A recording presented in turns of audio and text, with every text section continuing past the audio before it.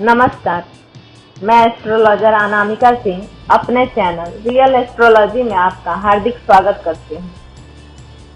पिछले वीडियो में हमने जाना कि ज्योतिष क्या है, इसका हमारे वेदों से, शास्त्रों से क्या संबंध है। इस वीडियो में हम लोग जानेंगे कि जन्म कुंडली किसे कहते हैं। अगर हम सरल शब्दों में बात करें तो जन्म कुंडली एक निश्चित समय में आकाश मंडल में ग्रहों का खींचा गया एक फोटो है। इसे हम इस प्रकार भी कह सकते हैं कि वास्तव में जन्म कुंडली किसी बालक या अन्य सजीव वस्तु के जन्म के समय का नक्शा है। एक जन्म कुंडली बनाने के लिए जन्म की तारीख, जन्म का समय, जन्म का स्थान और नाम पता होना आवश्यक है। इन्हीं घटकों को मिलाकर जन्म कुंडली का निर्माण होता है। भारत के विभिन्न भागों में जन्म कुंडली के विभिन्न रूपों का प्रयोग किया जाता है, जिनमें उत्तर भारतीय, दक्षिण भारतीय और बांग्ला विधियां अधिक प्रचलित हैं।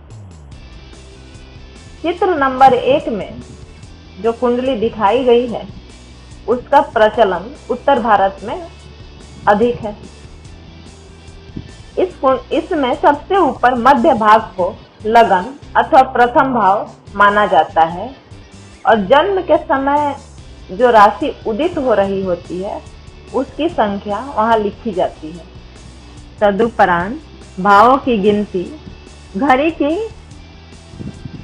विपरीत चाल से क्रमशः की जाती है। राशियों को इसी क्रम में अगले भावों में क्रमशः लिखा जाता है, जैसा कि चित्र नंबर 1 में दिखाया गया है।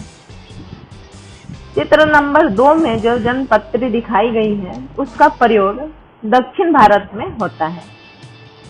इस जन्मपत्री के इस रूप में राशियों को स्थित भावों में स्थिर रखा जाता है और जैसा कि चित्र में दिखाया गया है, ऊपर के बाएं हाथ के वर्ग में मीन राशि लिखी जाती है और घड़ी की चाल के क्रम में मेष, वृष, मिथुन आदि राशियां लिख दी जाती हैं और लग्न स्पष्ट राशि को उस राशि वर्ग में शब्द में लिखा जाता है और उस पर लग्न का निशान भी लगा दिया जाता है, जैसा कि उदाहरण कुंडली में दिखाया गया है।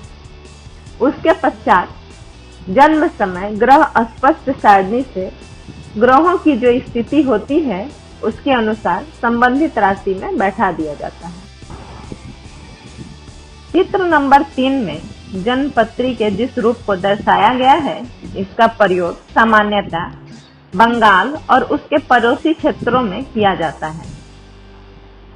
जन्म कुंडली के इस रूप में ऊपरी कोष्ठक में मेष राशि लिखा जाता है और तदुपरांत घड़ी की विपरीत चाल के अनुसार क्रमशः कोष्ठों में वृष, मिथुन, कर्क आदि राशियां लिख दी जाती हैं। जन्म समय जो लग्न स्पष्ट राशि होती है उसे उस राशि वर्ग में शब्दों में लिखा जाता है और उस पर लग्न का निशान भी लगा दिया जाता है, जैसा कि उदाहरण कुंडली में दिखाया गया है। इसके पश्चात जन्म समय ग्रह स्पष्ट सारणी से ग्रहों की जो स्थिति होती है उसके अनुसार संबंधित राशि में बैठा दिया जाता है। कुंडली में 12 भाव होते हैं जो इस प्रकार हैं। इस भाव को प्रथम भाव या लग्न कहा जाता है। इसके बाईं तरफ जो भाव है उसको द्वितीय भाव कहा जाता है। ये तृतीय भाव है, ये चतुर्थ भाव है, ये पंचम भाव है, ये षष्ठ भाव है, ये सप्तम भाव, ये अष्टम, ये नवम, ये दसम, ये एकादश और ये द्वादश भाव है। इस प्रकार कुंडली में ये 12 भाव होते हैं। इन 12 भावों के अलग अलग नाम हैं जो इस प्रकार हैं। प्रथम भाव जो है इसको लग्न या तनु भाव कहा जाता है। द्वितीय भाव को धन भाव कहा जाता है या कुटुंब भाव भी कहा जाता है। तृतीय भाव को सहज या पराक्रम भाव कहा जाता है। चतुर्थ भाव को सुख भाव या मातृ भाव कहा जाता है। पंचम भाव को सूत भाव या ज्ञान का भाव भी कहा जाता है। छठे भाव को रिपु स्थान कहा जाता है। सातवें भाव को भार्या स्थान या जया स्थान कहते हैं। आठवें भाव को मृत्यु का भाव या आयु का स्थान कहा जाता है। नवम भाव को धर्म स्थान या भाग्य स्थान कहते हैं। दसम भाव को कर्म स्थान, एकादश भाव को लाभ स्थान और आय का भाव, और द्वादश भाव को व्यय स्थान या हानि का भाव कहते हैं। इस प्रकार जन्म कुंडली के इन 12 भावों से हम जीवन के विभिन्न पहलुओं के बारे में विचार करते हैं। आज के वीडियो में बस इतना ही। अगले वीडियो में हम राशि और नक्षत्रों के बारे में जानकारी प्राप्त करेंगे।